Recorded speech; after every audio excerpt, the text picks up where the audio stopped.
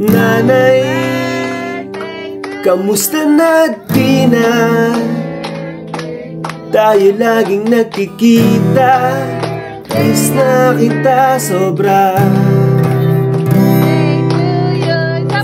Lagi na lang kami ang nauuna. Di ba pwedeng ikaw muna? Akin ang pangamba,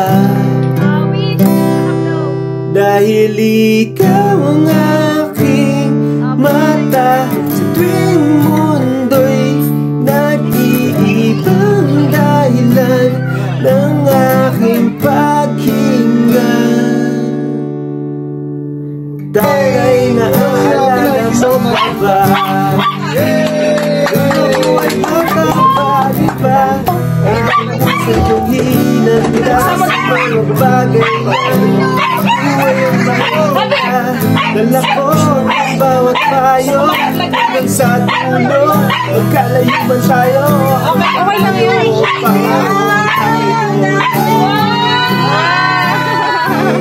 paan sa tuwing ako'y gagapang ng dahilan ng aking paghinga.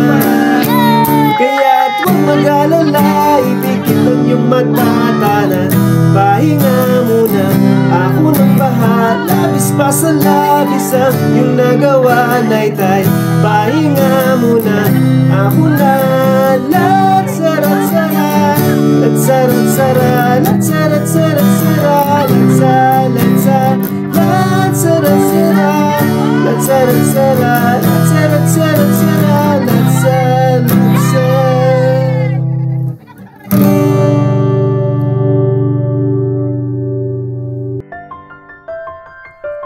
Dati excited ako pag naririnig ko to. Pero bakit ngayon? May kirot sa puso. Sana pwedeng bumalik sa mga oras na mga bata pa kami. Sa mga araw na paglalaro lang ang aming iniintindi. Sa mga buwan ng tag-ulan na kayo ang aming silungan. At sa mga taong nagdaan na kailan may hindi na maibabalik pa.